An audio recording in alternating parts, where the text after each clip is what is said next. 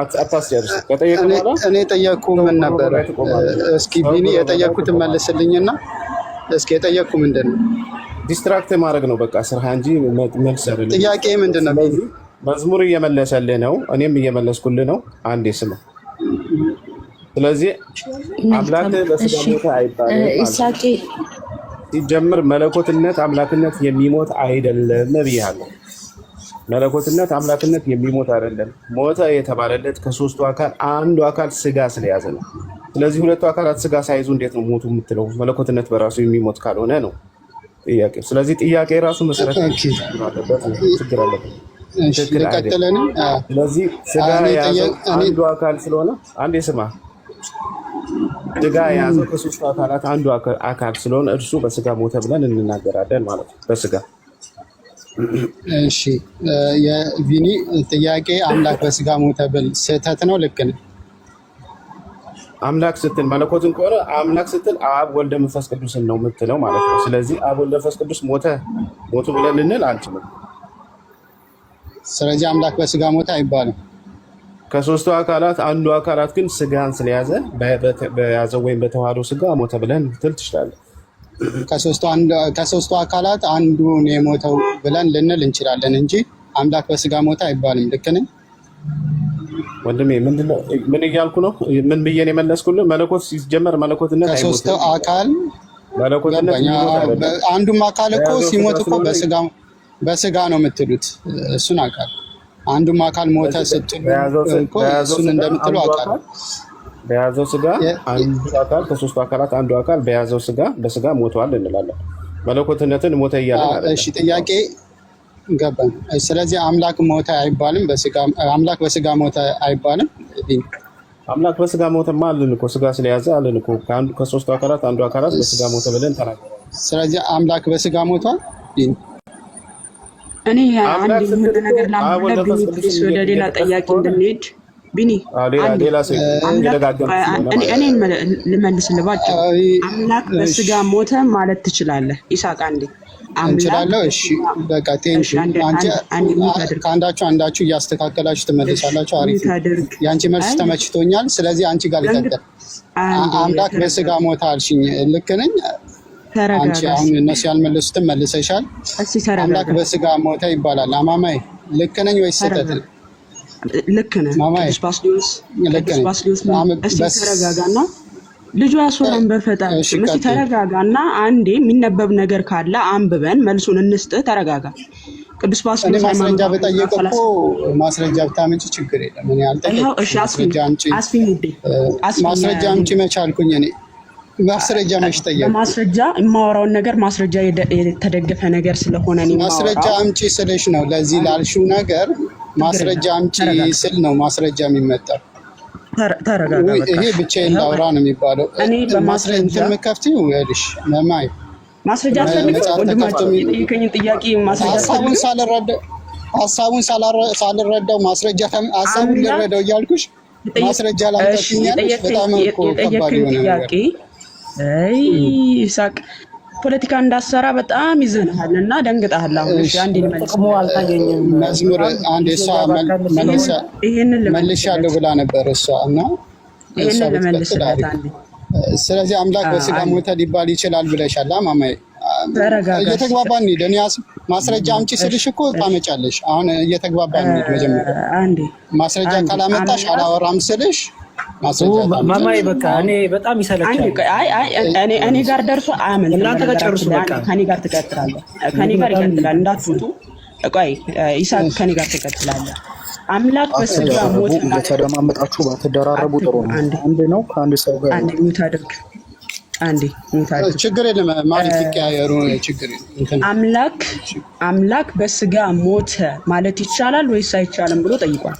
ይቻላል። ካዲያ እንዴት ሲባል ቅዱስ ባስልዮስ ያብራራል። ሃይማኖተ አበው ምዕራፍ 34 ቁጥር 12 ላይ እንዴት ብዬ ጠየቅኩኝ? እንዴት ብዬ ጠየቅኩኝ? ጥያቄ ጠየቀኝ፣ መልሱን ነው የፈለከው አይደለ? መልሱን ነው የፈለከው። እስኪ አንዴ ማማዬ እንዴት ሞተት ያለሽ ብዬ በጠየቀሽ አንዴ እንዴት ሞተት ያለሽ ብለሽ ልክ ነሽ እኮ ገባኝ። አንዴ ይኸውልሽ መልሱን ማማዬ እየተግባባን ነው። ይሳቅ ይሳቅ ለአንተ ብቻ አይደለም መልስ እየሰጠን ያለ ነው። እዚህ ጋር 1500 ሰው አለ፣ ለነሱም ጭምር ነው። ለነሱ ማስረጃ ቤት ከፍተሽ ማስረጃ ሲጠየቅ ነው አንድ ሰው ማስረጃ አሁን ይሄ ያንተ ጥያቄ እንዳለ አንዴ ማማ የሚት አድርጊና ሊንዳ እያወራች ነው። ሊንዳ ምን ያሺ ሊንዳ ይቀጥል።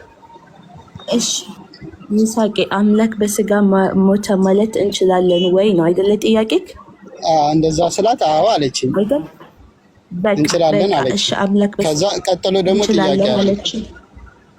ቀጥሎ ጥያቄ አለኝ ስትመልስልኝ እኔ አሁን ማስረጃ አምጪ ብላት ሊንዳ ልክ ነች እኮ ማስረጃ መክፈቷ ልክ ነች፣ ግን መች ነው ማስረጃ አምጪ እንደዚህ ሚል ብዬ ስጠይቃት ግን አሁን ሳልጠይቃት ገና ማስረጃ ከፍቼ ካላነበብኩ እያለች ነው። እንደዛ ደግሞ አይሆን ውይይት የሚደረገው ሰው ማስረጃ ሲጠይቅ። ስለዚህ እንችላለን። የጠየከኝን ጥያቄ ከፈለኩበት ከክርስትና ትምህርት መመለስ መፍትሄ ማማዬ አንዴ ማማዬ ይቻላል። አምላክ በስጋ ሞተ ማለት ይቻላል ብለሃለች ይሳቅ አይደለ?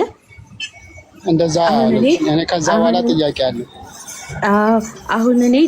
አሁን እኔ ጥያቄ ፈጠለብኝ። እንዴት ማማዬ አምላክ በስጋ ሞተ አው ይቻላል እንደዛ ማለት ብላ እንዴት አለች ብዬ እኔ ጥያቄ እንደፈጠለብኝ ሁላ ሌሎችም ጥያቄ ፈጥልባቸዋል። ብዙ ሰዎች ናቸው። እሱን ለእናንተ ስታስረዳ ነው እሱን ለእናንተ ስታስረዳ ነው። አሁን ጠያቂ እኮ እኔ ጠያቂ ሆነኝ እኔ ስረዳ ነው። ከዛ በኋላ እናንተ ጥያቄ ካላችሁ እናንተ እዚህ ላይ እንዴት እንዲህ ብለሽ ትመልሻለሽ ብላችሁ መጠየቅ ትችላላችሁ። ይሄ እናንተ መብት፣ የኔ መብት ግን እኔ የምፈልገውን ነገር አግኝቻለሁ። እኔ ማስረጃ ያልጠየቅኩ ኦልሬዲ እየተረዳሁት ነገር ስለሆነ የምትመልስልኝም ነው አውቀዋለሁ። ስለዚህ አሁን እኔ የተነሳብኝ ጥያቄ አምላክ በስጋ ሞተ ማለት እንችላለን ስትል ቀጥሎ ጥያቄ አለኝ። እኔ ጥያቄ ፈጠረብኝ፣ እሱን ልጠይቅ። እናንተ ደግሞ እንትን ሲኖራችሁ እሺ ጠይቅ ጥያቄ። ስለዚህ ማማዬ መጨረሻ ላይ የሚለውን የሱን በሱ ታብላልልናለሽ። ሊንዳ ግን እዚህ ጋር ለነሱ ታብላልልናለሽ ማለት አንድ ሰው አክብሮሽ አንቺ መጥቶ ጥያቄ በቃሪነት ይጠየቃል። አምስታችሁን ታወራላችሁ። ማዳመጥ እንኳን አልቻልንም። ገባሽ? ተጠያቂውን አንቺ ምንድነሽ ሚት አድርጊ። አንቺ እኔ የምጠይቀው ነው ማለት ነው። ኤዱዬ ምን መሰለሽ? አይ በቃ ጥያቄ መልስ አግኝቻለሁ ይቻላል ብላኛለች። በቃ ሌላ ጥያቄ ልጠይቅ አለ። ሌላ ጥያቄውን አሁን ይሳቅ ትጠይቅና ማማዬ እሱ የጠየቀውን ጥያቄ ታብላልልናለሽ። እሺ ችግር የለም። ቆይ አንደኛ ነገር ዲቤት አይደለም። በደቂቃ አይ በቃችን ብቻ ነው የምፈልገው አልፈልግም ምናምን የሚልበት ዲቤት ቀጠሮ አይደለም የሚያዝ ነው። ጠያቂ ነው። ዲቤት ግን እኔ ስብከት ልሰማም አልመጣሁም። አንተ ይሳቅ በእናትህ ከቅድም ጀምሮ ሙስሊሞች አስገብተን በስርዓት አውርተናል። አሁን መተህ ለመረበሽ አትሞክር። ስርዓት ይዘህ ጠይቅ። ረብሽ ብትለኝም አልረብሽም። እኔ እንደዚህ አይነት ነገር አይመቸኝም። ረብሽ ብትይ ከአንተ በፊት የነበሩ ልጆችን በስነ ስርዓት ነው እየገባችሁ ተረብሹ ነው። ከአንተ በፊት የነበሩት ልጆች ወደ ሌላ ጥያቄ ጠይቀው የወረዱት አንዴ የጠየቀውን ጥያቄ ይሄው ከዚህ አንፃር ብዬ ላብራራና ልጨርስ። በቃ አለቀ። አንዴ ማማዬ ፈርጊ አንዴ አትግባ። በቃ ማላፍ አንዴ ጣልቃ ትባሽ። ሁላችሁም አራታችሁ መዝሙር ያሬድ ገብቶ ነበረ። ማላፍ አንዴ ጣልቃ ትባሚ ፍላደርግህ ነኝ ይሳቅ የማማዬ መልስ ለመሰለሽ አንዴ ላውራ ማላፍ ሚውት ላደልግህ ነው። ናይና አልፈቅድም እንደዛ። ይሳቅ አሁን ለጥያቄ ይቻላል ብላ ጠይቃለች። ሌላ ጥያቄ አለ አይደለ? ሌላ እዚህ ላይ ተንደርድሮ ጥያቄ አለኝ። እሺ አቅልል። እሺ ማማዬ አምላክ በስጋ ሞተ ማለት ይቻላል ብለሽኛል። ልክ ነኝ። እሱ ጋር የተስማማው እግዚአብሔር ሞተ ሲባል ብትሰማ አትደንግጥ። ምክንያቱም የማይሞተው ሞተ ሊሉ አይገባም። ምክንያቱም እኛ የምንለው በስጋ ነው ብሎ ቅዱስ ባስልዮስም ስላብራራው በስጋ የተገለጠውን አምላክ ነው ሞተ ብለን የምንናገረው ነው። ግልጽ ነው። ስለዚህ አምላክ በስጋ ሞተ ቢባል ይቻላል ነው ማማዬ። እግዚአብሔር ሞተ ሲባል እንኳን አትፍራ። ምክንያቱም የማይሞተው ሞተ ሊሉ አይገባም። ጥያቄ ቀጥታ መመለስ አችሉም። ምንድን ነው እግዚአብሔር ሞተ ማለት ራሱ ትችላለህ። በስጋ ወንድማችን ምንም የሚያስፈራ ነገር የለም። አትደንግጡ እኮ ሲባል እንዳስደነግጡ ይለናል መጽሐፍ። እያስደነገጣችሁን አትደንግጡ አይባልም። ቆይ ለማንኛውም እሱ ላይ አንተ ነህ እየደነገጥክ ያለው። አሁን እኛ እንደነገጥን ነው። አትደንግጡ። እሺ ጥይት ተደቅኖ አትደንግጥ አይባልም ይላል አንድ ወዳጄ። ለማንኛውም እግዚአብሔር ማሊክ አንድ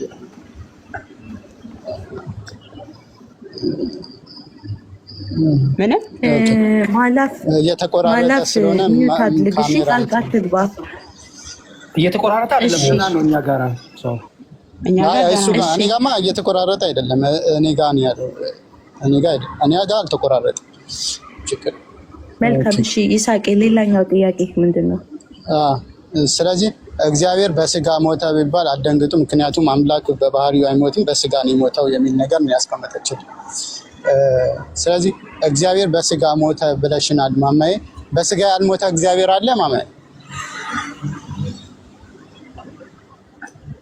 አካሉ የተገለጠ ነው ከሶስቱ አካል ከቅድም ጀምሮ እንግዲህ ሲመለስ የነበረው ይሄ ነበር አሁንም መልሶም ጠይቀን የጠየኩትን ትተሽ ሌላ ነገር ውስጥ ትገቢያለሽ የተለየ ነገር ስለማጠይቅ እኮ ነው ከመጀመሪያ የጠየኩሽን ጥያቄ ምንድነው እግዚአብሔር በስጋ ሞተ ይባላል አልሽኝ እሺ አልኩሽና በስጋ ያልሞተ እግዚአብሔር አለ ወይ ስልሽ እሱን መመለክተሽ አንተ ከቅድም ጀምሮ እንዲህ ብሎ ሲመለስልህ ምንድነው እኔ ጠየቅኩትን እንትን በይ እግዚአብሔር በስጋ ያልሞተ እግዚአብሔር አለ ወደ ለቅሶ ገባክ በስነ ስርዓት ለመጠየቅ ሞክር እንግዲህ ልናስተናግድ ሞክረናል አሁን ደግሞ ጄጅ አድርገህ ምናምን አው መልሴን አልመለሱልኝም ብለህ ፖለቲካ ያሰራ ነው እናቃለን ኧረ ስራም ብትይኝ አልሰራም እኔማ ምናምን ለዚህ ነው የገባሽው እኔማ መልስ መልሳለሁ ምናምን ብለሽ ገባሽ እሺ ብዬ ምናልባት አንቺ ከነሱ በተሻለ መልኩ ትመልሻለሽ ብዬ ነበር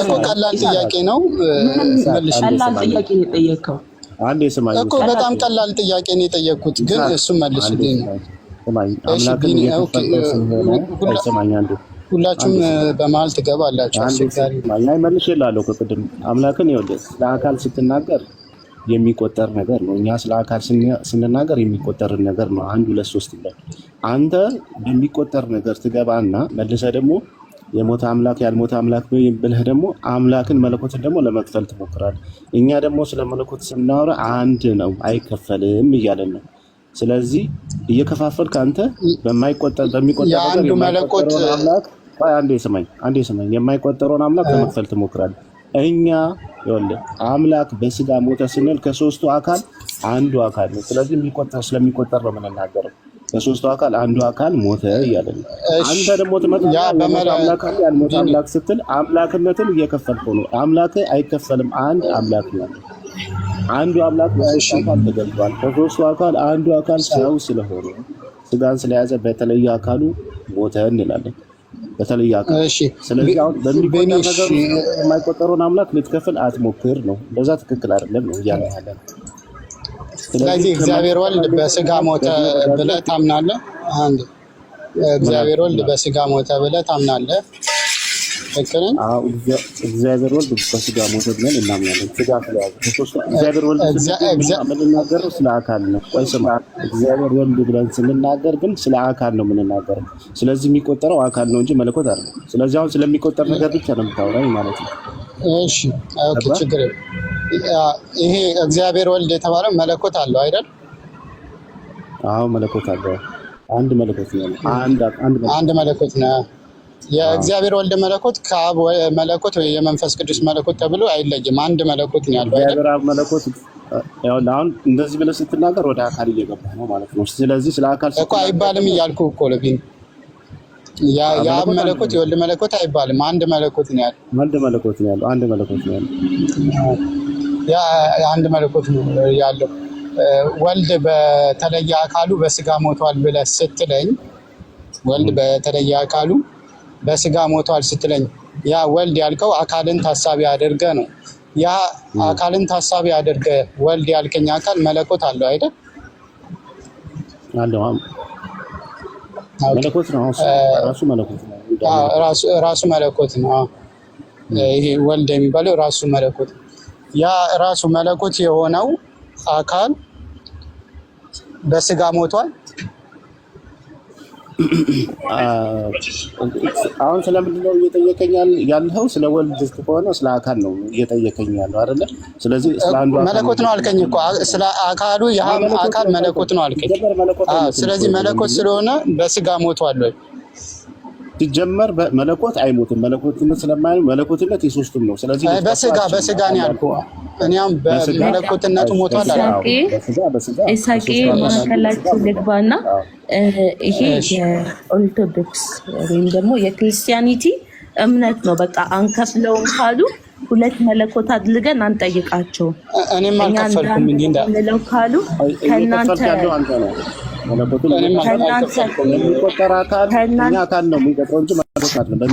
ራሳቸውን የከፈሉት እንጂ እንዳኛ አልከፈልኩም። አምላክነት ደግሞ አንድ ነው፣ አይከፈልማ። ገባኝ። አሁን እዚህ ጋር ያለ ሰው ያለው አካል ነው። እዚህ ጋር ያለ ሰው ምን እያልኩ ነው እኔ ኢሳቄ፣ አንተ የምጠይቀውን ጥያቄ እነሱም የሚመልሱትን መልስ እዚህ ጋር ያለ ሰው ይታዘባል አይደለ? አንተም ላይም ልክ የታዘብከው ነገር ወይም ተመልሶልኛል ብለህ የምትለው ነገር ሊኖልካል፣ ወይም ያልተመለሰም ብለህ የታዘብከው ነገር ሊኖልካል። ይሄ የክርስቲያኖች ነው በቃ ሀላስ። ስለዚህ ይሄንን መለኮት ላዘግየውና ሌሎች ጥያቄዎች ስላሉ ሌሎችን እንጠይቅና ሌላ ጥያቄ ያለው ሰው አለ። ካሊድ አቡ ገብተሃል። አብላሂማ ቆይ አንዴ አይቻለሁ። እሺ አቡ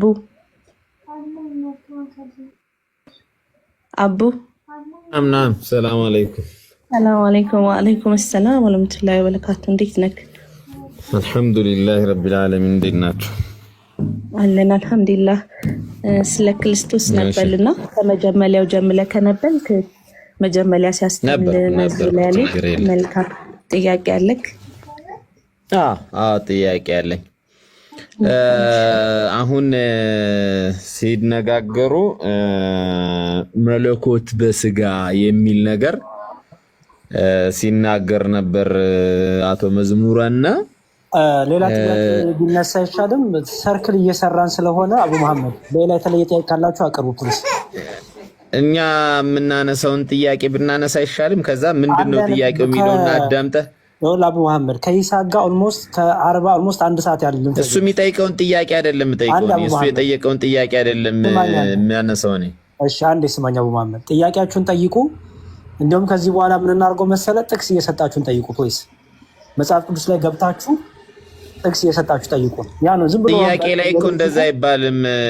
መዝሙር እኔ እንደ ኢአማንያን እናንተን እምነት እንደማይከተል ሰው ማውቀውንና የሚገባኝን ጥያቄ ነው የምጠይቀው እንጂ ጥቅስ እስካላወቅኩኝ መጠየቅ አልችልም ነው። አንዴ ስማኝ። ለምሳሌ ምስልምናውን ብጠይቅ የምትጠይቁኝ ምንድነው? ከቁርአኑ ከሐዲሱ ከተፍሲሩ አምጣ ነው የምትሉኝ። አልልም። ቁርአን ላይ መረጃ አለኝ ብለህ ቁርአንን ስትተች ከቁርአን ላይ መረጃ አምጣ እንልሃለን። ለምሳሌ መጠን ቆይ አንዴ ይቅርታ፣ የምታመልከው አምላክ ምንድነው እንዴት ነው ምናምን እያልክ ብትጠይቀኝ ደግሞ ማለት ነው ከራሴ ሐሳብ ከቁርአን መረጃ እያደረኩ መልስልሃለሁ እንጂ እንደዚህ አድርገህ ጠይቀኝና እንደዚህ አድርጌ ልመልስልህ ብዬ ጥያቄ መልስ ምን ያመቻች አልሰጥህም።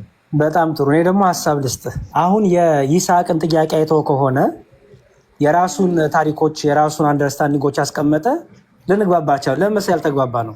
እሱ በራሱ አስቦ በራሱ እንትን ብሎ ወስኖ ለክቶ የተረዳውን ነገር ብቻ ነው እየፈለገ የነበረው። ስለዚህ ጥሩ ይሄ በቃ ጭቅጭቁ ባከም ፈውሱ እንዳይበዛ የሚያስማማ ምንድነው? ስለዚህ ነኝና እንደዛ አይደለም ያደረገው መዝሙር፣ እንደዛ አይደለም ያደረገው ሐሳቡ ላይ ጨርስ ትናቆሩና ከዛ እንደፈለገ ግራ ገባን። ሐሳብ ልጨርስ፣ ችግር የለውም። ቀጥል። ይስሐቅ የራሱን አመላከት ይዞ መጣ። የራሱ አመላከት ራሱ ትክክል ነው፣ በቃ አለቀ። ግን አሁን ይሄ የራስ አመለካከትን እየፈለግን ከሆነ ይስሐቅም የጠየቀን ጥያቄ በሱ ልክ ስላልመጣለት አልተመለሰም ሲል እኛም የይስሐቅ ጥያቄ ነው ትክክል አይደለም ስንል መዋላችን ነው። ኦኬ። ስለዚህ ሊዳኘን የሚችለው መሰለ እናንተም በመጽሐፍ ሞግቱን፣ እኛም በመጽሐፍ በመረጃ የሚቀጥል እንደዛ ከሆነ ኢዚ ያስማማናል። በቃ ይኸው መረጃ ይሆንና ይኸው መጽሐፍ ይሆንና ቀጥሎ ደግሞ ሌላ ጥያቄ እንሄዳለን። አትጠይቁን አለም ጠይቁ። አሁን አቡ መሐመድ ፕሊዝ በቃ መጽሐፍ ቅዱስ ላይ ግባ፣ የሆነ ወይ ትምህርታችን ላይ ግባና ይሄ እንዲህ ይላል ከምን አንጻር እንዲህ አላችሁ በለን። እሱ ነገር ጥሩ አድርጎ ያስማማናል። እሺ እኔ ደግሞ ሐሳብ ልስጥ አንድ ጊዜ ሌንዳ አንዴ ይቅርታ ተናገርሽ ነገር አሁን መጀመሪያ ጥያቄ ያላችሁ ብለን ስንል ጥያቄ ያላችሁ ብለን ስንል መጀመሪያ መዝሙር ላይ አንተ ካስተማልከው ተነስተው የሚጠይቁት ጥያቄ ከሆነ ይጠይቁ ከሚል ነው። ሌላ አይነት ጥያቄ የሚጠይቁ ከሆነ ደግሞ ጥቅስን ይዘው መጥተው ይጠይቁ። በቃ ጥሩ ተስማምቻለሁ። አንተ ያስተማልከው ላይ ከሆነ ያስተማልከው ላይ ቢጠይቁ መልካም ነው። እሺ አቦ ያስተማለው ላይ ጥያቄ አለክ ወላ ሌላ ነው? አሁን ያስተማረውም ላይ አሁንም እየተነጋገሩበት የነበረው ሐሳብ ላይ ጥያቄ ስለተፈጠረብኝ ነው የምጠይቀው። እሺ እሺ ያስተማርኩት የኔ ጥያቄ ወይ መዝሙር ያስተማርኩት ጠይቀኝ እኮ ነው። እስኪ እኔ ልናገር አንድ ተናግሬ ልጨርስና እስኪ እኮ ቢያንስ እንኳን ካስተማርኩት አይደለም ነው ለማለት የሚመች ነበር እኮ ነው። እስኪ ልናገር እኮ ነው ያልኩት ካስተማርኩት ጠይቀኝ። እሺ ልናገር አዳምጡኝ። እሺ ጥሩ እሺ እሺ ኢየሱስ ክርስቶስ በስጋው እንደዚህ ሆነ በመለኮቱ እንደዚህ ሆነ የሚባል ሐሳብ ሲነገር እየሰማው ነውና መለኮትነት አካል ነው ወይስ ባህሪ ነው? እሺ አስተማርኩት እሱን አልነበረም ግን ልመልስልህ። አሁን ይሄ ጠየቀኝ ለይስሐቅ የሰጠሁት መልስ ነው እንጂ አስተማርኩት እሱ አልነበረም ግን ልመልስልህ፣ ችግር የለውም። መለኮትነት ባህሪ ነው እንጂ አካል አይደለም። በሶስቱ አካል ባህሪ ይሞታል ይባላል። በሶስት አካል ያለ አንድ ባህሪ። ለዚህ ነው አየህ መለኮት ስለማለት በስጋ ሞተም ነው። ለዛ ነው መለኮት ሞታ። እኔ ጥያቄ ያለ አካል ባህሪ አለ ወይ ነው? እሱን እኮ ነው የነገርኩህ ወንድሜ ብታዳምጠኝ። በሶስቱ አካል አንድ ባህሪ አለ፣ ሶስት ባህሪ የለም። እሺ እኔ ደግሞ የጠየቅኩትን አልሰማኝም እያልኩ ያልኩበትን ምክንያት ልንገርህ። ያለ አካል ባህሪ አለ ወይ የሚል ጥያቄ እንጂ በሶስቱ አካል ነው ወይስ በአንዱ አካል ነው የሚል ነገር አላነሳውም። ያለ አካል ባህሪ ይገኛል ወይም ደግሞ ያ ባህሪ ለአካል አይደለም ወይ የሚሰጠው ነው የኔ ጥያቄ። እሺ ልቀይረው ትንሽ እንዲረዳ። አሁንም ልመልስልህ እኔ አንተ ስትጠይቀኝ ልመልስልህ በስላሴ ትምህርት ልመልስልህ። በስላሴ ትምህርት አስተምሮ በሶስቱ አካል አንድ ባህሪ አለ። አብ የብቻው፣ ወልድ የብቻው፣ መንፈስ ቅዱስ የብቻው ባህሪ የሚባል የለም። ያለው አንድ ባህሪ ነው። ምክንያቱም እኔ ግን ግራ የገባኝ መዝሙረ ለምንድን ነው ጠይቁን ያላችሁ? ምክንያቱም ስለ ስላሴ እየጠየቀኝ ነው ስለሌላ አይደለም። ጠይቁን ያለ እኔ ጠየቅኩተኝ እኮ ያለ አካል ባህሪ አለ ወይ ነው እንጂ ስላሴ ስንት ባህሪ አላችሁ? ስለማንኛውም ነገር ስለ አምላክም ይሁን ስለ ሰውም ይሁን ጀነራሊ ያለ አካል ባህሪ አለ ወይ ነው። ስለ ሰው ላውራ አልመጣሁማ፣ ስለ ስላሴ ላውራ ነው። ስለ ስላሴ ጠይቅ። ስለ ስላሴ ችግር የለውም። እሺ ስላሴ ውስጥ ያለ ባህሪ አካል ያለ አካል ባህሪ አለ ወይ? በቃ በሶስቱ አካል አንድ ባህሪ አለ። ስንት ባህሪ ያለ ነው ያልኩኝ ወይንስ ደግሞ ያለ ባህሪ አካል ያለ አካል ባህሪ ያለ ነው? እኔ ጥያቄ የነገርኩ ነው ወንድሜ። በሶስቱ አካል አንድ ባህሪ አለ። ባህሪ የሌለው የለም። አንድ ባህሪ ነው ያለው የሶስቱም እኮ አልኩ። እሺ ሁሉም ባህሪ ካላቸው እንዴት ብሎ ነው አንድ ባህሪ የሚኖራቸው? አንድ ባህሪ ተባለው እኮ አንድ ባህሪ ሼር ስለሚያደርጉ ነው። ሶስት አካል አንድ ባህሪ እንዴት ነው ሼር የሚያደርጉት? ቆይ መጀመሪያ ነገር የወልድ የራሱ የሆነ ማንነት፣ የመንፈስ ቅዱስ የራሱ የሆነ ማንነት፣ የአብ የራሱ የሆነ ማንነት አለው የለውም? ባህሪ የለም። የራስ ባህሪ ማንነት ነው ያልኩኝ እኔ። መዝሙር አስረዳኝ። ማንነት ማለት ነው ማን ነው የሚባል ማን ነው ተብሎ የሚጠራበት የራሳቸው እኔነት አላቸው የላቸውም? እኔነትማ አለ። አብ እኔ ባይ ነው፣ ወልድ እኔ ባይ ነው፣ መንፈስ ቅዱስ እኔ ባይ ነው። በጣም ጥሩ። እነዚህ እኔ ባዮች ማንነታቸው ለምሳሌ አብ ማንነቱ አብ ነው አይደለ? ወልድ ማንነቱ ወልድ ነው። አባት አይደለም። እሱ ምንነት እኮ ነው። አባት ምንነት ነው። መጠሪያው ግን አብ ተብሎ ነው አይደለ? መጠሪያው ማን ነው ሲባል አብ ነው። አብ ማለት አባት ማለት ነው። ስለዚህ አብ አባት ልክ ነው። እሺ ችግር የለውም። አሁን ወልድ የሚለው ደግሞ የወልድ ማንነቱ ነው አይደለ? የአብ ልጅነቱ ማንነቱ ነው አይደለም? አሁን ማን ነው? አሁን ለምሳሌ ቆይ ከማርያም የተወለደው ማን ነው ብለህ ማን ነው የምትለኝ? በተለየ አካሉ አካላዊ ቃል ወልድ እሱ ነው እኮ የምልህ። ማን ነው ስልህ ወልድ ነው ስልህ እኮ ሌላ ክርክር ውስጥ ገባ። ወልድ ነው ብለን እንላለን አይደለም? ማን ነው ስንል ከማርያም የተወለደው ወልድ ነው።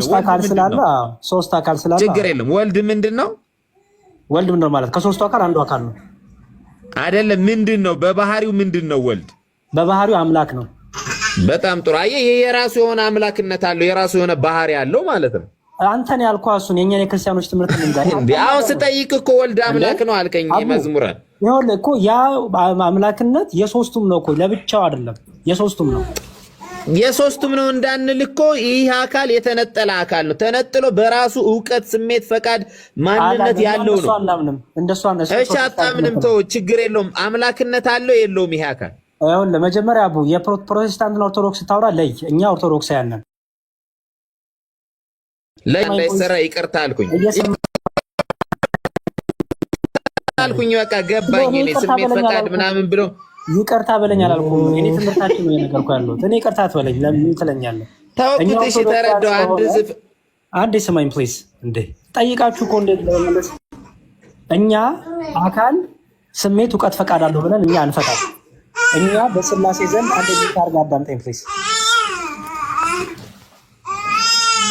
ቀጥል ሚውት አድርጋ አዳምጠኝ። የገባ ስለሆነ ኦኬ እሺ። መጀመሪያ እኛን አስተምሮ እወቁት ፕሊዝ። የእኛን አስተምሮ እወቁት። እኛ ክርስቲያኖች ኦርቶዶክሲያን ምንድን ነው የምንለው? አብ ወልድ አይደለም፣ ወልድ አብ አይደለም፣ መንፈስ ቅዱስ አብና ወልድ አይደለም። ስለዚህ አብ ወልድ አይደለም ካልን ሶስት አካል አለ ማለት ነው። ሶስት አካል ስላለ ግን ሶስት መለኮት ሶስት አምላክ አለ ማለት ግን አይደለም። ምክንያቱም ባህሪ ለአንድነት የሚሰጥ ነው። ሶስት ባህሪ ቢኖርማ ኖሮ ሶስት አምላክ ሶስት መለኮት፣ ምክንያቱም ባህሪ መለኮትነትን አምላክነትን የሚገልጽ ስለሆነ እኛ ባህሪ ለአንድነት ነው የምንሰጠው፣ ለሶስትነት አንሰጥም። እሺ እያንዳንዳቸው አካላት ይቅርታ፣ ብዙ የተንዛዛ ነገር ነው እያወራ ያለው አመዝሙር። እኔ እየጠየቅኩት ያለሁት ነገር አጭር ነገር ነው። ኧረ ችግር የለውም። እኔ አሁን እኮ ላልፎ ስሞክር ጊዜ ለመግደል ነው እየተጠቀምክበት ያለው። እኔ አንድና አንድ ጥያቄ ነው ያለኝ። ኢየሱስ ክርስቶስ አምላክ ነው አይደለም ብዬ ብጠይቅህ ከመጽሐፍ ቅዱስ አምላክነቱን ለማሳየት መረጃ ታመጣልኛለህ ወይንስ ደግሞ ከሶስቱ ውጭ ነጥዬ አምላክ አልልህም ትለኛለህ? በጣም ጥሩ። ስለ ክርስቶስ አምላክነት ስትጠይቀኝ የምጠይቀኝ ሰው የሆነ አምላክ ስለሆነ እርሱ አምላክ ነው። ሰው የሆነ ግን አምላክ ነው። ስለዚህ የምናወራው ስለ አንድ መለኮት ስለ አንድ አምላክ ነው። አዎ ክርስቶስ አምላክ ነው። ታዲያ ክርስቶስ ለምን አምላክ ነው ትለኛለህ ብቻውን? ምክንያቱም እሱ ራሱ አምላክ ስለነበረ፣ ሰው ከመሆኑ በፊትም አምላክ ስለነበረ እና እሱ አምላክነት ባህሪ ካለው እኔ ምንድነው የጠየቅኩት ታዲያ? ቅድም ብቻውን አምላክ መባል የሚችል ከሆነ ሶስቱም ራሳቸውን ችለው እያንዳንዳቸው አምላክ የሚባሉ ከሆነ ባህሪ ሸራራ አደረጉም። የየራሳቸው የሆነ የአምላክነት ባህሪ ያላቸው ነው። ብቻውን ማን ያለው? ብቻውን ብያለሁ እኔ ብያለሁ። አሁን አልከኝ እኮ ኢየሱስ ክርስቶስ አምላክ ነው ወይ ስለ አዎ አምላክ ነው ብለህ እኮ አልከኝ። እስኪ አምላክ ለመሆኑ መረጃ ስጠኝ እሺ ከመጽሐፍ ቅዱስ። አይ ጥቅስማ እንዝለል፣ መጀመሪያ እንጨርስ። ጥያቄ ምን ነበር? አልጠቀስንም እኮ እስካሁን ጠቀስን። አንዴ ቆይ። አሁን ጥያቄያችን ስለ ስላሴ ስለሆነ ስለ ክርስቶስ አምላክነት ከፈለክ ደግሞ ይሄን ጨርሰን እንቀጥላለን። ስለ አምላክነት የምናወራ ከሆነ ስማኝ አቡ፣ ለዚህ የክርስቲያኖችን ትምህርት መጀመሪያ ብታውቁት ነው። የክርስቶስን አምላክነት ስናወራ አዎ ክርስቶስ አምላክ ነው። ክርስቶስ አምላክ ነው ስንል ሰው ከሆነ በኋላ አምላክ አይደለም እያለን ነው። እርሱ ኦልሬዲ አምላክ ነው። ያ ደግሞ አምላክነቱ ደግሞ ሰው ከሆነ በኋላ የጀመረም አይደለም የነበረው ነው። ስለ አምላክነት ስናወራ ስለ አንዱ አምላክ ነው የምናወራው፣ ስለ አንድ መለኮት ነው የምናወራው። በሶስቱ አካል ስላለው ስለ አንድ የመለኮት ለምን ራሱን ችሎ አምላክ ነው ትለኛለህ? ነው እኮ ነው እየጠየቅኩት ያለሁት። ሶስቱንም ሸርም ማን አለ? መች አልኩ እኔ? አሁን ኢየሱስ ክርስቶስ አምላክ ነው እያልክ ራሱን ችሎ የሚለውን ቃል ተው። ኢየሱስ ክርስቶስ አምላክ ነው እያልክ ስትገልጽ አልነበረም? አዎ አምላክ ነው። በቃ አምላክ ነው ካልከኝ ይህ አምላክ ሼር ያደረገው የብቻው የሚለውን ነገር በምን ያሳያል? ራሱን ችሎ አምላክ ነው እየተባለ እየተገለጸ ነው።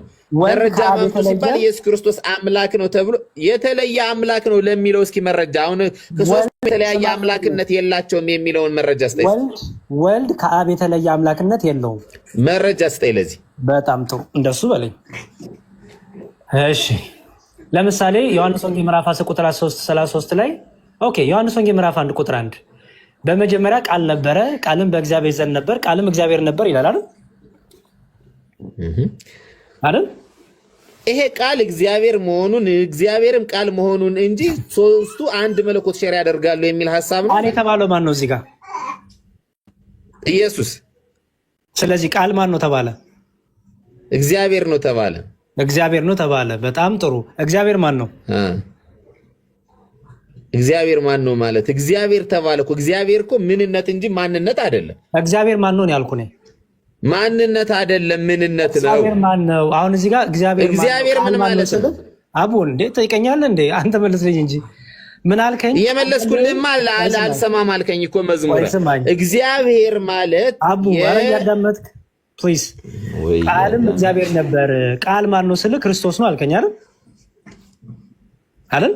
ክርስቶስ ነው አልኩ። ክርስቶስ እግዚአብሔር የተባለው ማን ነው ስትለኝ ደግሞ ክርስቶስ ነው አልኩ። በጣም ነው። ስለዚህ ቃል ችግር የለውም። ይኸውልህ ላሳይህ። ወልድ እግዚአብሔር፣ መንፈስ ቅዱስ እግዚአብሔር፣ አብ እግዚአብሔር ብላችሁ ነው የምታምኑት አይደለ? ምክንያቱም እግዚአብሔር ስንል ሁሉም እግዚአብሔር ስልጣንን፣ አምላክነትን፣ ገዢነትን የሚያሳይ ስለሆነ። በጣም ጥሩ። እኔም እኮ እያልኩት ያለው ይሄ ነው። ወልድም እግዚአብሔር ተብሏል፣ አብም እግዚአብሔር ተብሏል፣ መንፈስ ቅዱስም እግዚአብሔር ተብሏል። ይሄ እግዚአብሔር የሚባለው ለእያንዳንዳቸው ስም ይሰጣቸዋል። አሁን እኮ ተሰጠህልኝ እኮ ቃል እግዚአብሔር መጀመሪያ ቃል ነበረ፣ ቃልም በእግዚአብሔር ዘንድ ነበረ። አቦ አንዴ ስማኝ ፕሊዝ። በዚሁ ክፍል ላይ ሁልጊዜ አንተን ከሰማው እንዴት እናወራለን? ስማኝ እንዴት ነው ፈታውኝ እኮ የፈታሁት ላይ ጥያቄ ላንሳ አንድ ጊዜ ታዳምጠኛለህ? አልፈታሁም። ቃልም በእግዚአብሔር ዘንድ ነበር ሲል እግዚአብሔር የተባለው ማን ነው? ቃልም በእግዚአብሔር ዘንድ ነበረ የተባለው እግዚአብሔር አብ ነው። እሺ ራሱ ደግሞ ቃልም ደግሞ እግዚአብሔር ነው አይደል? ቃልም ደግሞ እግዚአብሔር ነው። ሁለት እግዚአብሔር ማለት። በጣም ጥሩ። ስለዚህ እግዚአብሔር ስን ምን እያልን ነው ማለት ነው? ሁለት እግዚአብሔር ነው ግን እዚህ ጋር ያሉት አይደለም። እግዚአብሔር ማለት ቅድም ምን አልኩ? ቃልም ምንድን ነው አልከኝ? አሁን በጣም ጥሩ። አየህ አሁን የመጣህልኝ በጣም ጥሩ። ቃል ምንድን ነው አልከኝ? ቃል ምንድን ነው አልከኝ? ቃል እግዚአብሔር ነው። በጣም ጥሩ። እግዚአብሔር የተባለው ደግሞ ማን ነው? በእግዚአብሔር ዘንድ ነበረ የተባለው እግዚአብሔር ማን ነው? በአባቱ ዘንድ ነበረ ተባለ። አብ ራሱ እግዚአብሔር ይባላል። እግዚአብሔር ነው። አብ እግዚአብሔር ነው። ወልድ እግዚአብሔር ነው። ስንት እግዚአብሔር አለ? እግዚአብሔር ስልም ምን እያለ ነው ንገረኝ። ስልጣናቸውን እየገለጽን ነው አልከኝ እኮ። አምላክነት አንድ ስልጣን፣ አንድ መለኮት፣ አንድ ስልጣን አይደለም። አንድ ስልጣን አይደለም እየጠራህ ያለው። እኛ እንደዛ ነው ምን አንተ ጋር እኮ ነው አብረን ያልነው መዝሙር እንዴ። ካንተ ጋር እኮ ነው አብረን ያልነው። አንተ እኛ እግዚአብሔር የሚለውን ለአንድ አምላክ አንድ ጥያቄ ልጠይቅህ። ወልድ እግዚአብሔር ነው፣ አብ እግዚአብሔር ነው ተባብለናል አልተባባልንም? እኛ እግዚአብሔር ስንል ስማኝ ወንድሜ፣ አንተ በተረጎምከው መልኩ አይደለም። እኛ እግዚአብሔር ስንል የእኛ ትምህርት እኮ ነው። ልክ ለምን መሰለህ?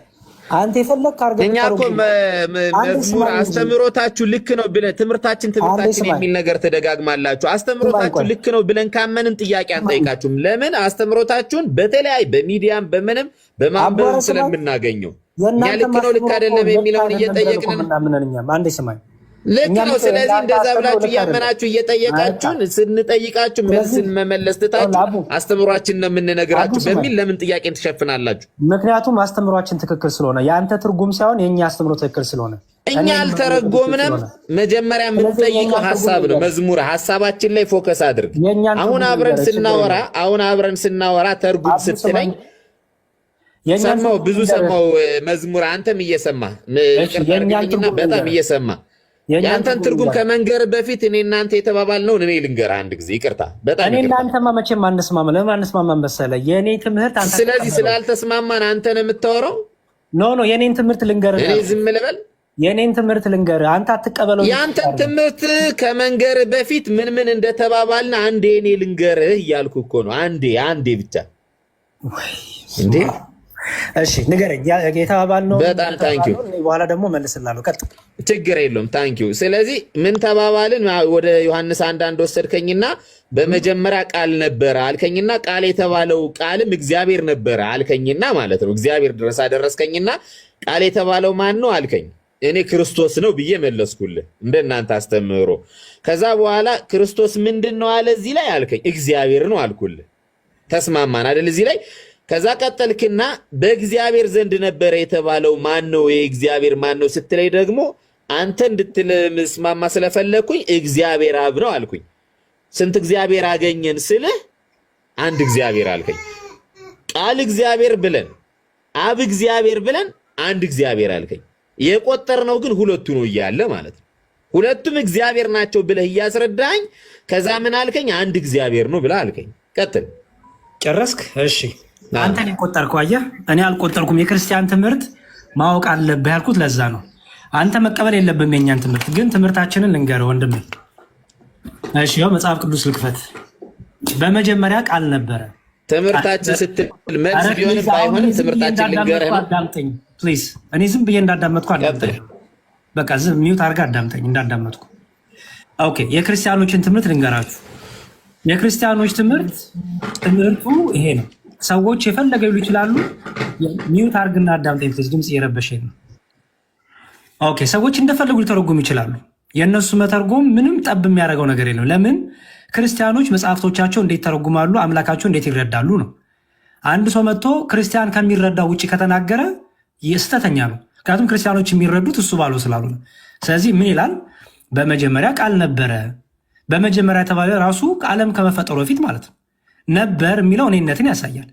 ነበር ስለሚል ቃል ነበረ። ቃልም ደግሞ በእግዚአብሔር ዘንድ ነበር። እግዚአብሔር የተባለው በአባቱ ዘንድ ነበር ማለት ነው። በእግዚአብሔር ዘንድ ነበር። ቃልም ደግሞ እግዚአብሔር ነው። እኛ እግዚአብሔር የሚለው ስም ምኑን የሚገልጥልናለን? ባህሪውን የሚገልጥ ነው። ምን አይነት የምኑን ባህሪ? የገዥነቱን፣ የስልጣኑን፣ የእውቀቱን፣ የአምላክነቱን የሚገልጥ ነው። ስለዚህ እግዚአብሔር የሚለው ለሁለቱም ሲቀጸል አንድ ስልጣንን ያሳያል። የእግዚአብሔር የወልድ የሆነው የአብ እንደሆነ፣ የአብ የሆነው የወልድ እንደሆነ ያሳያል። ክርስቶስም እኔና አብ አንድ ነን ስላለ ማለት ነው። የእኔ የሆነ የአባቴ ነው፣ የአባቴም የኔ ነው ስላለ፣ ስለዚህ እግዚአብሔር የሚለው ሲቀጸል ለሁለቱም ለአብም ለወልድም ምንድነው የሚያሳየው? የአብ የሆነው ስልጣን፣ የአብ የሆነው አምላክነት፣ የአብ የሆነው ገዥነት የወልድም ነው ማለት ነው። ስለዚህ ቃልም ከእግዚአብሔር አባቱ የወልድ አባቱ እግዚአብሔር ተባለ። ኦኬ። ራሱ ቃልም ደግሞ የአብ ልጁ እግዚአብሔር ነው። ለምን? በስልጣን አንድ ስለሆነ፣ በአገዛዝ አንድ ስለሆነ፣ አንዲት መለኮት አንዲት ባህሪ ስላለ እንጂ ሶስት መለኮት፣ ሶስት እግዚአብሔር፣ ሶስት አምላክ የሚል ትርጉም የለውም። እኛ መጽሐፋችን እንዲህ ነው የምንፈተው። አቡ ጨርሻለሁ። ጥሩ።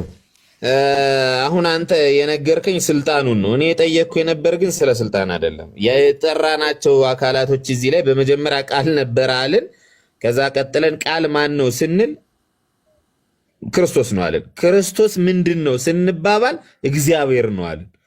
እግዚአብሔር ቃል እግዚአብሔር ወልድ አብ እግዚአብሔር ቃል እግዚአብሔር አብ እግዚአብሔር ስንት እግዚአብሔር ቆጠርን? አንድ። ተመልከቱ እንግዲህ ቃል እግዚአብሔር ብለን ወልድ እግዚአብሔር ብለን ሁለት አካል ቆጥረን ሁለቱም እግዚአብሔር የሚል ስልጣን ሰጠን ተጠርተን ማለት ነው። የቆጠርነው አካል ስንት ነው ስንል አንድ። ለምን እግዚአብሔር እንላቸዋለን? ቃል አብ ብለን እግዚአብሔር ናቸው የሚል እንኳን ቢባል መቼም ግን ቃል ምንድነው ሲባል ምንነቱ ምንድነው? እግዚአብሔርነት። አብ ምንድነው ሲባል ምንነቱ ምንድነው ሲባል እግዚአብሔርነት። ግን ስንት እግዚአብሔር አይደሉም? ሁለት እግዚአብሔር አይደሉም፣ አንድ እግዚአብሔር ናቸው። ጨረስክ? ኧረ እኔ አሁንም ራሱ የተሳተፈውን ላርምህ እና ስማኝ። አንድ አካል አልቆጠርኩም እኔ። እኛ ሲጀመር በአንድ አካል አናምንም። ሚውት አድርጋ አዳምጥ። የሚረብሽ ስላለ ይቅርታ። እኛ በአንድ አካል አናምንም። ስንቴ እንደምንናገር አላውቅም። ይሄንን ትምህርታችንን አትሊስት ተወቁት ምለው እኔን እኛ አንድ አካል ያልከኝ ስለሆነ አትሳሳት። መዝሙር አይደለም አንድ አካል አላልኩ፣ ሁለት አካል ነው የጠራሁትኝ። ሁለቱም እግዚአብሔር ናቸው አይደለማ። ያላልኩትን ብላ አይደለማ መመለስ ያለብን። ስትመልስ አቡ መሐመድ ምን እንዳለ ቦታ አድርገህ መመለስ ትችላለህ። እኔ ያልኩት አንድ አካል አላልኩም አላልኩም። ይሄ ውሸት ነው፣ ይሄ ውሸት ነው። ቅድም ይሳቅ አንተ ያልፈለከውን ነገር ሲል ዋሸህ ብለዋል። እኔ እደግምልሃለሁ። ምንድን ነው ያልከው ብለህ አይደለም። ና እንደዛ አይደለም። ልድገምልህ ያልኩትን ልድገምልህ። አንዴ እኔ እናንተ ከምንከራከር ገስት ያሉት የሰሙት ቃል እግዚአብሔር ወልድ እግዚአብሔር አብ እግዚአብሔር ወልድ እግዚአብሔር ብለን ሁለት አካላትን ጠርተን ሁለት እግዚአብሔር ጠርተን ግን ስንት እግዚአብሔር ናቸው ሲባል አንድ እግዚአብሔር ይባላል። እግዚአብሔርነትን ነው አንድ ያልኩት እንጂ ወልድና አብን አንድ አላልኩም። አላስተካከልኩም። ማስተካከል አይደለም እየጠራው ነው። ቃል እግዚአብሔር አብ እግዚአብሔር ብዬ ሁለት አካል እየጠራውኝ ነው። መደማመጥ እግዚአብሔርነት ወንድሜ መደማመጥ ያልተባለ ነገር አትጨምሩ እባክህ። መዝሙር ያልከውን ስለሰማሁህ ነው የደገምኩት። አልሰማኝም በጭራሽ። እኔ ያልኩት ለሰው እንተዋለን፣ ችግር የለውም። ለሰው እንተዋለን፣ ለሰው እንተው። እኔ የሰማሁትን ሰምቻለሁ። ሰው ለሰው እንተዋለን። እሺ ቀጥል። ልናገር። እኛ በሶስት አካል ነው የምናምነው፣ በአንድ አካል አናምንም። አብ ወልድ አይደለም፣ ወልድ አብ አይደለም፣ መንፈስ ቅዱስ አብና ወልድ አይደለም። ለዚህ ነው ሶስት አካል አለ የምንለው። ለዚህ ነው በተለየ አካሉ ወልድ ተሰቅሏል፣ ወልድ የእግዚአብሔር ልጅ ወደዚህ ዓለም መጥቷል የምንለው ለዛ ነው። እኛ በአንድ አካል አናምንም። እዚህ ጋር በመጀመሪያው ቃል ነበር ሲል ራሱ ቃል እኔነት እንዳለው ያሳያል፣ ነበር ስለሚል። ኦኬ ቃልም በእግዚአብሔር ዘንድ ነበር ሲል ደግሞ አባቱን ያሳያል ብያቸዋል። ኦኬ ቃልም እግዚአብሔር ነበር ሲል ቃል ደግሞ ማን እንደሆነ ነገረን። ስለዚህ እግዚአብሔር የሚለው ለአብም ተቀጽሎ ይታያል፣ ለወልድም ተቀጽሎ ይታያል። ሁለት እግዚአብሔር አለ ማለት ነው አይደለም። እግዚአብሔር ወልድ፣ እግዚአብሔር አብ፣ እግዚአብሔር መንፈስ ቅዱስ ስንል እግዚአብሔር የሚለው ምንን የሚያሳይ ነው? ስልጣንን፣ ገዥነትን፣ አምላክነትን፣ ፈቃድን የሚያሳይ ነው። በፈቃድ በስልጣን በአምላክነት በገዥነት ደግሞ አንድ አምላክ ብለን እናምናለን። ሶስት አካል ቢኖርም ሶስት አምላክ አንልም። ሶስት አካል ቢኖርም ሶስት እግዚአብሔር አንልም። እግዚአብሔር ግን እግዚአብሔር አብም እግዚአብሔር ወልድም እግዚአብሔር መንፈስ ቅዱስም እንላለን። ለምን? የእግዚአብሔርነት ስልጣንን፣ ኃያልነትን፣ እውቀትን፣ ፈቃድን፣ ገዥነትን ስለሚያሳይ ይሄ ስልጣን፣ ፈቃድ፣ እውቀት፣ ገዥነት ደግሞ አንድ ነው። ለማንም የሚሰጥ ለአብም ለወልድም ለመንፈስ ቅዱስም ለሶስቱ የሚሰጥ አንድ ባህሪ አንድ አገዛዝ ስለሆነ ማለት ነው። አሁንስ ገባ አቡ? አልገባኝም። እኔ ያልገባኝ ነገር አሁን ምንድን ነው ያልገባኝ ነገር? ቅድም እኔ ስናገር ስልጣንን እግዚአብሔርነትን አንድ ያደርጉታል። አካላትን አብና ወልድ ብዬ እየጠራው ሁለት አካል ጠርተው ለእያንዳንዳቸው ደግሞ እግዚአብሔርነትን ሰጠው። ስንት እግዚአብሔር አሉ ሲባል አንድ እግዚአብሔር። ማንና ማን ሲባል ግን አብና ወልድ ይሉናል። ይሄ ለምንድን ነው ብዬ አካላትን እየጠቀስኩ አንተ ምን አደረክ? እኛ አንድ እግዚአብሔር ብለን ስንል አንድ አካል ብለን አንልም አልክ። ይሄ አስፈላጊ አልነበረም። እንደዚህ አይነት ነገር አስፈላጊ አልነበረም። በስነ ስርዓት ስለማውቀው ሐሳባችሁንም ትምህርታችሁንም በዛን መልኩ ስለተናገርኩ ማለት ነው። ሲቀጥል አሁን አንተ ምን አልክ? አብም ላይ እግዚአብሔር የሚለው ይቀጸልለታል፣ ወልድም ላይ እግዚአብሔር የሚለው ይቀጸልለታል፣ መንፈስ ቅዱስም ላይ እግዚአብሔር የሚለው ይቀጸልለታል። ምንድን ነው ከተባለ ስልጣንን እንትንን ምናምን ስለሚያሳያል። ሁሉም እግዚአብሔር፣ ወልድ እግዚአብሔር፣ አብ እግዚአብሔር፣ መንፈስ ቅዱስ እግዚአብሔር እየተባሉ የሚባሉ ከሆነና የሚቀጸልላቸው ከሆነ እንዴት ነው ሶስት አካላቶች ሶስት አምላክ ያልሆኑት? ሶስቱም እኩል ስልጣን፣ ሶስቱም የስልጣን ባለቤትነት፣ ሶስቱም የዚህ ስልጣን ባህሪ ማንነት ምንነት ካላቸው ምንድን ነው ባህሪ እኮ አሁን ለምሳሌ አንድ እግዚአብሔር የሚባለው ነገር እግዚአብሔርነት አካል ከሆነ ናይስ ልክ ነው። ሌላ አካል ስለሆነ ያን አካል ያን አንድ ነገር ለጋራ ሼር ያደርጉታል ይባላል።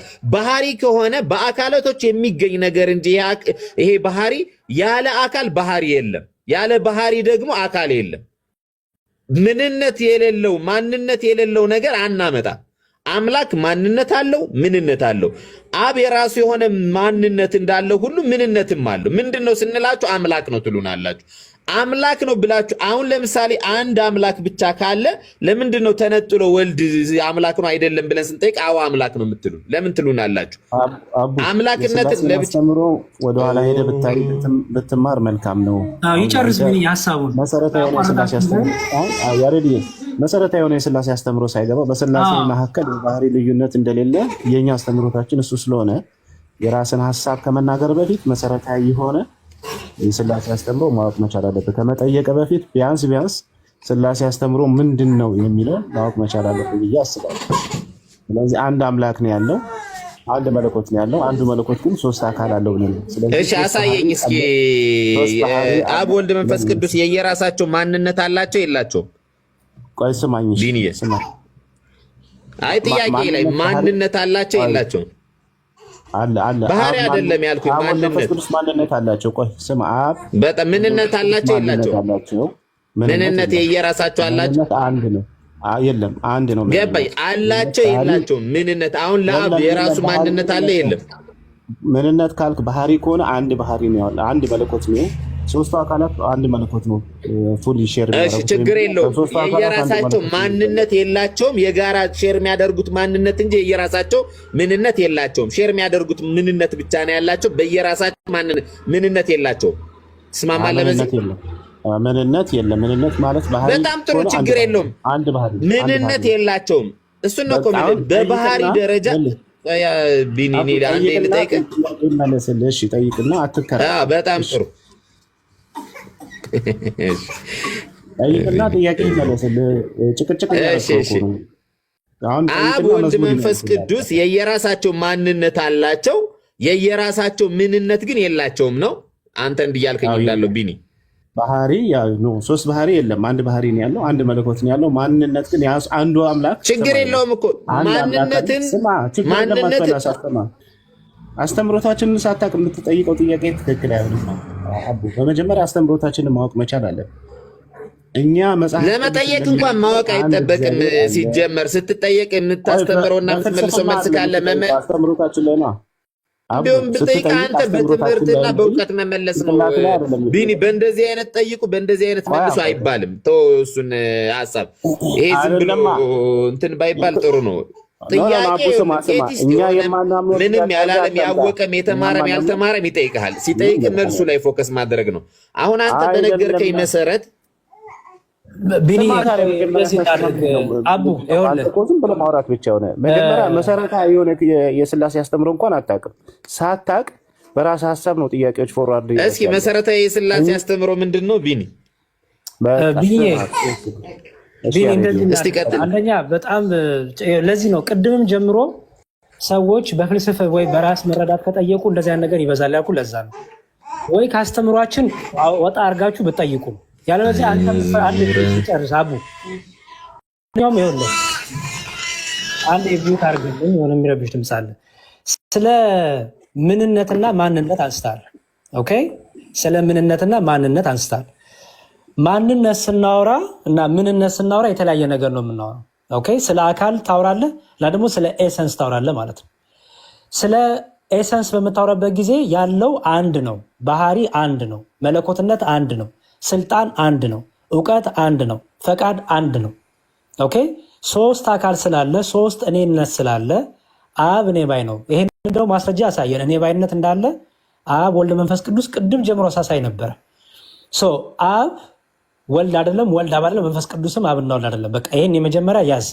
ተስማምቻለሁ። እሱ ላይ ጥያቄ የለኝም። መዝሙር እኔ አንተ ሳትነግረኝ አይደለም መዝሙር ለምን ጊዜ ትገልብኛለህ? አብ ወልድ መንፈስ ቅዱስ እኔነት ያላቸው ማንነታቸው ነው። ተስማምቻለሁ።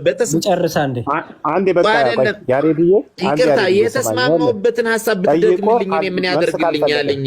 መዝሙር ጠይቀ መልስ ካልፈለግ ማስረጃ እየጠቀስክ ነው። ከዚህ በኋላ ጠይቄ መልስ አልተመለሰልኝም። ቢኒ እንዴ እያወራሁት ያለሁበትን ሀሳብ እንዲህ አይነት ነገር የለም። ዲቤት ግባና ማስረጃ እያቀረብክ መዝሙሩ ማስረጃ እያቀረበ ይወያያል። አንተ ማስረጃ ዝም ብለህ እየተፈላሰፍክ አይደለም። ወይም ደግሞ ጠየቅና አስተምሮታችን ሲነገር አልቀበልም ትላለህ። ቆይ እኔ ማንነታቸው ላይ ተቃውሞ ወይም ጥያቄ አንስቻለሁ። እስኪ ምንድን ነው ያነሳሁት ጥያቄ ማንነታቸው ላይ ንገረኝ ቢኒ። እንደዚህ አይነት ፖለቲካ ከመስራት በፊት ያልጠየቅኩትን ነገር ተጠቅመ ማለት ነው። ከዚህ ነገር ከመሸሽ ይልቅ የምጠይቀውን ነገር መልስልኝ። ቀጥታ ነው የምነግርህ። እኔ የጠየቅኩት ጥያቄ ምንድን ነው? እስኪ ንገረኝ። ማንነታቸው አብ ወልድ መንፈስ ቅዱስ መሆናቸውን፣ መንፈስ ቅዱስ ወልድ አለመሆናቸውን፣ ወልድ አብ አለመሆኑን አላመንኩም ብዬ ወይም ደግሞ ልክ አይደለም ብዬ ጠየቅኩኝ ነው። ክርክር ውስጥ ገባና እናሳይህ። አለበለዚያ ጠይቀህ ጥያቄ ሲመለስልህ አልፈህ ዝም ብለህ ስማ። በማታውቀው ነገር ላይ አትከራከር። የምታውቀው ነገር ላይ ብቻ እኮ ነው። እኔ ደግሞ ስጠይቅ የጠየቅኩት ጥያቄ እንዲመለስልኝ እንጂ የምፈልገው ያልጠየቅኩትን ነገር እንድታወራልኝ አልፈልግም። ለምን በዚህ አይነት መልኩ ወሬ በማራዘም ነገሮችን እንትን ትላላችሁ? በቃ ሊንዳ እንደዚህ ማለት ሊንዳ ወይ ቤት ገባ ደግሞ ያለ ማስረጃ ብንጃ በቃ ማስረጃ ይዘን ሁላታችንም ወገን እናወራ። ሶስት ባህሪ አለ ብለሃል። ሶስት ባህሪ የቱ ጋር ነው የተጻፈው? አምጣ ማስረጃ። መጽሐፍ ቅዱስ ላይ ሶስት ባህሪ ይላል ካላለ ለምንድን ነው ሶስት ባህሪ የምትለው አንተ? ሶስት ባህሪ ብያለሁ። መቼ ነው እስቲ ንገረኝ። ሶስት ባህሪ አላቸው በመጽሐፍ ቅዱስ ሶስት ባህሪ ይላል ብያለሁ። ሶስቱም የራሳቸው አላቸው ወይ ነው ጥያቄ ነው የጠየኩህ እኮ። እንዴ ጥያቄ እኮ ነው የጠየኩህ። የለም ስትባል አልሰማም አልኩ። ታዲያ የለም ስትባል አልሰማም፣ ስላሴ መካከል አንድ ባህሪ ያለው ስትባል በጣም ጥሩ ነው እኮ ችግር የለብኝም። እሱን እኮ ብለህ ስትጀምር እኮ ነው እየነገርኩህ ያለ አልሰማም ያልከው እኮ አንተ ነህ ቢኒ። ችግር የለውም። የሶስት አልሰማም ያልከው ቆይ አዳምጥ መጀመሪያ እንዴ በመድኃኒዓለም እስኪ አልሰማም ማለት ደግሞ ከምናገረው ነገር ተነስተህ ትብል። አንድ አይነት ወሬ እያወራን ነው እኮ አልሰማም አልከኝ እያልክ የምትጮኸው ያለ እንዴ? አንድ አይነት ወሬ እያወራን ትክክል አይደለም። ትጠይቃለህ። በትምህርታችን መሰረት ነው የምንመልስልህ እንጂ በትምህርታችን መልስልህ። እኔ እኮ ሀሳቡ ላይ ራሱ ቢኒ ባለው ነገር ላይ እየተስማ ወይ መድኃኒዓለም በባህሪ አንድ አይነት ባህሪ አንድ አይነት ባህሪ ያላቸው የየራሳቸው ባህሪ ግን የላቸውም አለኝ። ተስማማው አልኩት ግን አልሰማኝም ጭራሽ። አሁን የምጠይቅህን ስማ በደንብ አድርገህ። መጽሐፍ ቅዱስ ላይ ስማ። አሁን ይኸውልህ ዘዳግም 6:4 ላይ እግዚአብሔር አንድ እንደሆነ ይነግረናል። አንድ እግዚአብሔር አለ። እንደገና ደግሞ መጽሐፍ ቅዱስ መልሶ ደግሞ ሶስት አካላት እንዳለ ይነግረናል ማለት ነው። እዛው ዘፍጥረት ላይ ይነግረናል። በኋላ ደግሞ በአዲስ ኪዳን ኢየሱስ ክርስቶስ ራሱ በአብ በወልድ በመንፈስ ቅዱስ ብሎ ይነግረናል። ሶስት አምላክ እንዳንል፣ ሶስት አማልክት ወይም ሶስት አምላክ እንዳንል መጽሐፋችን ራሱ ይከለክለናል። አንድ አምላክ እንዳለ የአንድ አምላክ ደግሞ አንድ አካል ብቻ ነው ያለው ብለን እንዳንል ደግሞ በሶስት አካላት ተገልጧል። ስለዚህ ሶስቱ አካላት ቢገለጥም ሶስት አምላክ አይባልም። እግዚአብሔር ማን ነው? አብ እግዚአብሔር ቢባል፣ ወልድ እግዚአብሔር ቢባል፣ መንፈስ ቅዱስ እግዚአብሔር ቢባል ሶስት እግዚአብሔር አይባልም። ምክንያቱም ያለው አንድ እግዚአብሔር ነውና እኔና አብ አንድ ነን ብሎ የተናገረ በአንድነት ውስጥ ያለ ነው። ኢየሱስ ክርስቶስ ሌላ አምላክ አይደለም፣ ከአብ ተለይቶ ሌላ አምላክ አይደለም። ስለዚህ ሌላ አምላክ ብለህ ልትለው የምችለው አይደለም። መንፈስ ቅዱስም ሌላ አምላክ አይደለም፣ የእግዚአብሔር መንፈስ ተብሎ ነው የተቀመጠው። ኢየሱስ ክርስቶስም የእግዚአብሔር ቃል ተብሎ ነው የተቀመጠው። ስለዚህ ሌላ አምላክ የሚል አስተምሮ የለን። በመጀመሪያ አስተምሮታችንን ሳታቅ ሌላ ነገር አትናገር። ስለዚህ አንድ አምላክ አለ፣ የአንዱ አምላክ በሶስት አካል ተገልጧል ነው ትምህርታችን። ስለዚህ ሶስት ባህሪ በጣም ጥሩ። እኔ አሁን ለምሳሌ ያለ እውቀት ሌላ ነገር አትጠይቀንም ነው። እሺ ችግር የለውም። አንድ ጊዜ እና ጠይቀህ ስላለ ዲቤት ስላልሆነ እሱ ያሬድ ይቀጥል። ላውራ ቢኒ ብዙ ታገስ ነው። እሺ ቀጥል አቡ። እና በጣም ብዙ ሰዓት ሆነ ጭቅጭቅ ሆነ። ቀጥል። እሺ መልካም አቡዬ፣ ጥያቄህን ጠይቅና ሌሎች ጥያቄ ያላችሁ ልጆች ካላችሁ ይሳቅ ይቃልሃል አይደል? ጥያቄ እኔ በማስረጃ የምጠይቀው ጥያቄ አለኝ። እሺ እኔ መጨረሻ ነው ልጠይቅና አቡ የመጨረሻ ጥያቄህን ጠይቅ። የመጨረሻ ጥያቄ ነው የምጠይቀው። የመጨረሻ ጥያቄ ነው የምጠይቀው። ከታችም ኢብራሂም አስገቡኝ እያለ ስለሆነ ኢብራሂምን ታስገቡታላችሁ፣ እኔ እወርዳለሁ። ችግር የለውም። እኔ ጨርሰናል። ምክንያቱም በጣም ረጅም ሰዓት ተቀመጥን፣ ብዙ ስራ ፈተን የተቀመጥ ነው እና የብዙዎቻችን ጥያቄ ስለተቀበልን አሁን የይስሐቅን የመጨረሻ እንቀበልና በሌላ ቀን ደግሞ እንገናኛለን። ቀጥል አቡ። ከደከማችሁ እኔ ማቆም እችላለሁ። የአንተንም የይስሐቅንም እዚህ ገዝት ያላችሁት እንቀበላለን። ችግር የለውም። ኦኬ ችግር የለውም። እሺ በጣም ጥሩ። እኔ አሁን ጥያቄ የጠየቅኩት ጥያቄ ምንድን ነው? የየራሳቸው ማንነት ያላቸው ሶስቱም አካላት፣ ሶስት አካል ነው ያልኩኝ። አሁንም በደንብ እንትን እያለ ሶስት አካል አሉ። የነዛ ሶስቱ አካላት የየራሳቸው ምንነት ያላቸው ናቸው ወይስ የሌላቸው? ይሄ ነው ጥያቄ። የየራስ ምንነት የሚባል የለም። ምንነት ስታወራ ኤሰንስ እያወራ ስለሆነ ባህሪን እያወራ ስለሆነ ምንነት የየራስ ምንነት የላቸውም ነው። አመሰግናለሁ። በቃ መለስክልኝ እኮ ነው ያልኩኝ እኔ። ይሄ ነው ችግሩ እኮ። ይኸውልህ ከጠየቅ በኋላ ትምህርቱን አትሊስት ባትቀበለውም ስማው። አንደኛ ለአንተ ብቻ አይደለም፣ ወደ 1400 ሰው ስላለ ማለት ነው። ስለ ባህሪ ስናወራ፣ ስለ መለኮት፣ ስለ ስልጣን፣ ስለ እውቀት፣ ስለ ፈቃድ ስናወራ የየራስ አንልም። እኛ አንድ ናት ብለን ነው በቃ። ስልጣን፣ እውቀት፣ ፈቃድ፣ ባህሪ፣ አምላክነት፣ ጌትነት አንድ ነው በስላሴ ዘንድ። በሶስት ግን አካል አለ ብለን እናስተምራለን። የሶስት አምላክ፣ ሶስት እግዚአብሔር፣ ሶስት ጌትነት፣ ሶስት መለኮት ግን ሶስት ፈቃድ፣ ሶስት ባህሪ ግን የለም። ስለዚህ ሶስት ምንነት አለ፣ ሶስት ማንነት ግን የራሳቸውን ማንነት የላቸውም ማለት ነው። ምንነትን እኮ ኤሰንስ ብለን እኮ ፈታ ነው ወንድም ያርን እንዴ? እሱን ነው እኮ እሱ የየራሳቸው የላቸውም እኮ ነው ያልኩኝ እኔ። እሺ ይሳቅ ቀጥል፣ በቃ ችግር የለውም። በቃ ጥሩ መልካም። እሺ አቡ ኢብራሂምን አስገቢው። ለማንኛውም መልካም ያሉትን እንጨርስ። መዝሙልዬ ገባኝ። ኢሳቄ ጥያቄን ጠይቅና አብላሂማ ደግሞ ምን ይላል የሚለውን ነገር ለአንድ ጊዜ ስለ አምላክ አንድነት ትነግለናለህ። ከዛ በኋላ እንጨልሳለን ኢንሻአላህ። ጠይቅሽ። የኔ ጥያቄ ዮሐንስ ወንጌል ምዕራፍ 14 ቁጥር 28 ላይ ኢየሱስ ከኔ ይላል። አብ ከኢየሱስ ይበልጣል? መዝሙር። ኦኬ በጣም አሪፍ ጥያቄ። ትልቁ ላይ አድርገኝ እና ትልቁ ላይ ጥያቄው ግን ቀላል ነው፣ ማብራሪያ የሚፈልግ አይደለም። ከአብ ከኢየሱስ ይበልጣል ወይ ስለ ወይ ይበልጣል ወይ አይበልጥም ነው። እንደዛ ብሎ መልስ የለም ወንድም አለ። ለምን መሰል የሌለው ትምህርታችን ይሄ ምን ይላል? አሁንም ይሄ እኮ ነው ይሳቅዬ፣ እኔ ትልቁ ችግር የተቸገርን ያለ ነው። ሀ ስል ለበለኝ እያልክ ነው። እንደዛ ደግሞ አይሆንም። ጥያቄ ጠየቅኩኝ፣ ይበልጣል ወይ ነው። ኢየሱስ አብ ከኔ ይበልጣል ብሏል እና አብ ከኢየሱስ ይበልጣል ወይ ብዬ ስጠይቅህ ይሳቅ አንዴ ቢኒ ቆይ። አይ ጥያቄ በቃ ያዛ አትበጥብጥ። የስ ኦር ኖ የሚባል ቢኒ አንዴ የሚባል ትምህርት አይደለም ያለው። በቃ ቢኒ ማስረጃ ጠየቅኩኝ። ይሳቅ ያው አብ ከኔ ይበልጣል ያለው ይላል ትርጓሜያችን። ሚላ መሰለ ጌታችን የና አብ አንድ ካለ በኋላ እንዴት እኔ ከኔ አብ ይበልጣል ይላል የሚለው ጥያቄ መልሱ ምንድነው ይላል? ያው አብ በአምላክነቱ ከወልድ አይበልጥም፣ ወልድም በአምላክነቱ ከአብ አያንስም፣ በአብና በወልድ መካከል መበላለጥ የለም። ጌታችን ከኔ አብ ይበልጣል ያለው አብ ዝቅተኛ ክብር ባለው ወይም ደካማ በሆነው በሰው ስጋ አለመገለጡን ወይም በፍጡራን ስጋ አለመገለጡን ለማሳየት ነው ይላል ትርጉማችን። ይሄ ነው መልሱ። ስለዚህ አብ በስጋ ስላልተገለጠ ኢየሱስን ይበልጠዋል? ኖ በስጋ አልተገለጠም ብሎ ለማሳየት ነው። ለማሳየት ሳይሆን የኔ ጥያቄ አብ በስጋ ስላልተገለጠ ይበልጠዋል ነው ወይስ አብ ወልድን ይበልጠዋል? እዚህ ጋር ወንድሜ ያነበብኩልን ነው። አብ በአምላክነቱ ከወልድ አይበልጥም።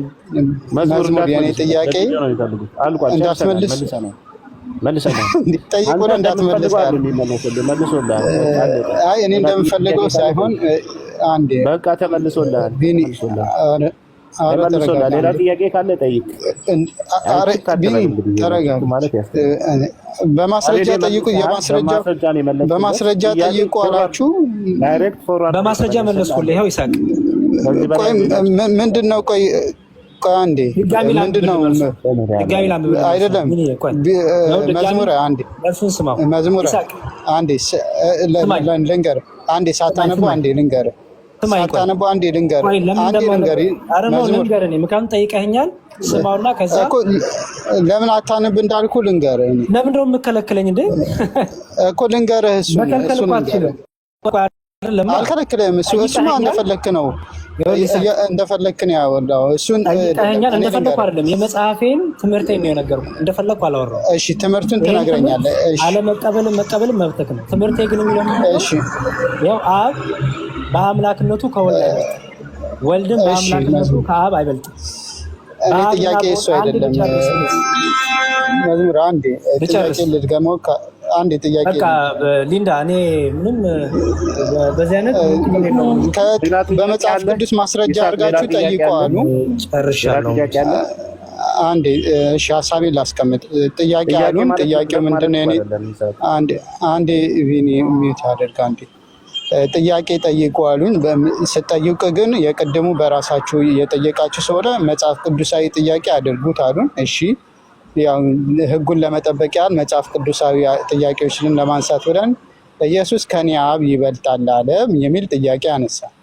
እሺ አሁን እኔ አንዴ መዝሙር አልጨረስኩም። አይ ቆይ ከዛ ከምን መለስኩ? አልጨረስኩም። ኧረ ኖ ስትናገር ሙሉን ተናገራ። ከምን መለስኩልህ እኮ ሳልጨርስ በመሀል ገብተህ እንዴት ሙሉን ልናገር? መዝሙሩ እሺ ጥሩ። ሳልጨርስ እኮ በመሀል ገባህና ሙሉን መለስ መጥረኝ። ሙሉ የመለስኩልንም ከምን እንደመለስኩ አብራ አያይዘህ ንገረንና ከዛ እንጨርሳለን። ወይ ከባድ ነው። ብቻ ምንም ማድረግ አይቻልም። ለማንኛውም እሺ እና የኔ ጥያቄ መጽሐፍ ቅዱሳዊ ጠይቃሉኝ። ጥያቄ ዮሐንስ ወንጌል ምዕራፍ 14 ቁጥር 28 ላይ ኢየሱስ ከኔ አብ ይበልጣል አለ የሚል ጥያቄ ጠየቁ። ከዛ መዝሙረ የኛ የመጽሐፍ ቅዱስ ማብራሪያ አንድምታው ላይ ብሎ ከፈተ። እኔ ከአንድምታው የኔ ሀሳብ ምንድነው? ከአንድምታው የተረዳኸውን ሀሳብ ንገረኝ። ኢየሱስ ከኔ አብ ይበልጣል ብሏልና ኢየሱስ አብ ከኢየሱስ ይበልጣል ወይ ነው የኔ ጥያቄ። እሺ መልሴን ደግሞ አሁን ከኢየሱስ ይበልጣል። መልሴን ስማ። ከአንድምታው የተረዳኸውን ንገረኝ። መልሴን ስማ። ከአንድምታው የተረዳኸውን ድጋሚ ላንበው። መልሱን ስማው። ምን ይላል አንድምታው? አብ በአምላክነቱ ከወልድ አይበልጥም፣ ወልድም በአምላክነቱ ከአብ አያንስም፣ በአብና በወልድ መካከል መበላለጥ የለም። ጌታችን ከኔ አብ ይበልጣል ለምን አለ ማለቱ አብ በስጋ አለመገለጡን ለማሳወቅ ነው ይላል እኮ። በስጋ ስላልተገለጠ ነው ከወልድ ከኢየሱስ የበለጠው። ለማሳወቅ ነው እንጂ ይበልጣል እያለ አይደለም። ለማሳወቅ እኮ አይበልጥም፣ ግን ኢየሱስ ይበልጣል ያለው ለማሳወቅ ብቻ ነው። አይበልጥም ግን ይበልጣል ያለው በጣም ይገርም ነው። እሺ ምን ይገርማል? አይ ኢየሱስ ይበልጣል እያለ አንተ አይበልጥም ስትለኝ ከኢየሱስ ጋር እንደዚህ መላተም ኢየሱስ ይበልጣል እያለ አይበልጥም ብሎ መናገር በቃ ይሄ እኮ መጽሐፍ ነው። በቃ አይ ችግር ኢየሱስን መስማት የሚፈልግ ኢየሱስን ይስማ፣ ማብራሪያውን መስማት የሚፈልግ ማብራሪያውን ይስማ። ይሳቅ ቁርአን ስንጠይቅ አይ በጣም ገባኝ። አይ ይበልጣል ማለት አይበልጥም ማለት ነው የሚል ተፍሲር እኔ አይቻልም። ይበልጣል ማለት ተፍሲር ለምን ነው የምትመልሱ? ለምን ታብራራ? አይ ይበልጣል ማለት አይበልጥም ማለት ነው የሚል ትርጉም እኔ አማርኛ የትኛው ሀገር ትርጉም እንደሆነ አላውቅም። ምንም ይሄ ይኸውልህ በቃ ችግር የለም። አይ እንደዚህ ከሆነ አረዳዳችሁ ችግር የለም። ገባኝ። መዝሙ ይበልጣል አይበልጥም ማለት ነው። መጽሐፋችን ራሱ ማብራሪያው ራሱ ይሄን ነው የሚለው። ከዚህ ውጭ የሚናገር ይበልጣል ማለት አይበልጥም የሚል ትርጉም አለ። የት ሀገር እንደዛ ሲጀምር አልተባለም። አይበልጥም ማለት እኮ ይኸው አይበልጥም ብሎ ቢኒዬ ምንም ጥቅም የለውም። ቱ ቢ ኦነስት እድሜ አይደለም ገባኝ አልኩኝ። እኔ ጨርሻለሁ። እሺ ይበቃናል። ጥያቄ መጠየቅ ፈልጎ ነበርና ሊንዳ ጠይቁን። እሺ አንዴ ስለመጣ ስለጠየቀን እናመሰግናለን። አንዴ ኢብራሂም ሚውት ሊንዳ መዝሙልዬ ግን ሰላም ነው ወዳጄ። ሰላም ብሮዬ፣ እንዴት ነህ? እግዚአብሔር ይመስገን። ለእኛም እድል ይሰጠን። ቆንጆ ጥያቄ ነበረኝ። እኛም ደግሞ አንድ ቀን በሌላ ቀን ጠይቀናል ኢብራሂም። አይ አሁንማ ጨርሰናል። ለእኛም ደግሞ አንድ ቀን ቤትሽን ከፍተሽልን ሙስሊሞችን አስገብተሽ ጥያቄዎቻችን እንዲቀበሉ ብታደርጊልን ልክ ዛሬ እንደተቀበል ነው። እኛ ደግሞ መልሶቻችን እነዚህ ናቸው፣ የክርስትና ትምህርት እነዚህ ናቸው ብለን መልሰናል። ተቀበሉት አትቀበሉት እሱ የእናንተ ምርጫ ነው የሚሆነው። እናንተም ደግሞ እንደዚህ ቀን እንትን አድርጋችሁ እኛ መተን ብንጠይቅስ? አንድ ጥያቄ ነበረኝ። ይሄንን አደልጋለሁ ግን ምንድነው መዝሙር ኢብራሂም ፕሊዝ መዝሙር አንዴ ቆይ እኔ ልጫንህና ማለት ነው። አንዳንድ ጊዜ አሁን አንድ ጥያቄ ማለት አናውቀውም አይደለ? ነፍስያችንን አናውቃትም እና አንድ ጥያቄ አለኝ ብሏልና እሱ አንድ ጥያቄ ይጠይቅ። ከዛ የሆነ ኮንሰፕት ደግሞ አብላሂ ማስይዘውን ማማዬ እንዳለችው ሌላ ጊዜ ደግሞ እናንተ ገብታችሁ የምትጠይቁበትን እድል እናመቻቻለን ማለት ነው። ሙስሊሞች ማንን ነው የሚያምኑት፣ ምንስ ነው የሚከተሉት የሚለውን አብላሂማ ከነገለን በኋላ እናንተ ደግሞ ጥያቄያችሁን ማማዬ እንዳለችው ይዛ መታ ትጠይቃለች ማለት ነው። ዛሬ ከደግማችሁ ግን አንድ ጥያቄ እንቀበለው። ኦኬ እኔ ደግሞ አሁን አንድ ችግር የለውም ላልቀበል ፈልጌ አይደል። ምክንያቱም ብዙ ሙስሊሞች ከአንተ ፊት እየገቡ ስለጠየቁን በአንተ ላለመቀበል ፐርሰናል ነገር አይደለም። አንደኛ ረጅም ሰዓት ስራዬን አቁሜ ፐርሰናል ነገሮችን አቁሜ ነው እዚህ የተቀመጥኩ። ይህ ሰዓትም እቀመጣለሁ ብዬም ሲጀመር የገባ ነው ኢብራሂም ለሙስሊሞች መልስ ለመመለስም አልነበረም። ቱ ቢ ኦነስት እሷ ናት በቃ እስቲ ንገሩኝ ስለ ክርስቶስ ብላን የገባ ነው እንጂ እስቲ ሙስሊሞች ጉና ይጠይቁንም ብለን አልነበረም። ቶፒካችን ግን ኢትስ ኦኬ ብለን እስካሁን ጥያቄ ተቀብለናል። አንደኛ ላይፍ አለኝ፣ ፐርሰናል ላይፍ አለኝ፣ ስራ አለኝ። ያን ሁሉ ትቼ ነው ቁጭ ያልኩት። በሌላ ቀን ችግር የለውም እዚሁ ቤት ተገናኝተን እናንተም ቁርአኑን እያነሳ ስለምጠይቃችሁ እናንተ እንደምትጠይቁበት እንደምን ሌላ ሁለተኛ ዙር አመቻቻለሁ። ምንም ችግር የለውም። አሁን ግን መሄድ አለብኝ፣ ጉዳይም ስላለኝ የራሴ መሄድ አለብኝ። ሀሳቤን ብቻ አጠቃልዬ ልውጣል እንዳፍቀድልኝ እና ኢብሮዱ ይቀርታል። መዝሙር ላይ ይቺን አንድ ጥያቄ መዝሙር ላይ አሁን ማለት ያው የአንዳንድ ጥያቄዎች ሊንዳይ ስለማልችል ነው መውጣት ያለብኝ ጉዳይ ስላለ ክርስትና ላይ በጣም ችግር የለውም። ዝም ብዬ መውጣት እችላለሁ። አይ እቀበልሃለሁ። ሊንዳዬ ይመስለኛል ይበቃል። ምን አለ መሰለሽ ሊንዳዬ አንዴ ስም ይበቃል። አሁን ለተነሱት ሀሳቦች በጠቅላላ እኛ ማጠቃለያ እንሰጣለን። እነሱ ላነሱት ኧረ እንደው በፈጠራችሁ እሺ አንድ ጥያቄ ልጠይቅ ፕሊስ ኢብራሂም እስቲ አንዴ ማለት አሁን ጨርሰናል። ነገና ወይም ደግሞ እዚሁ ቤት ተመልሰን ስንመጣ ትጠይቀናለች።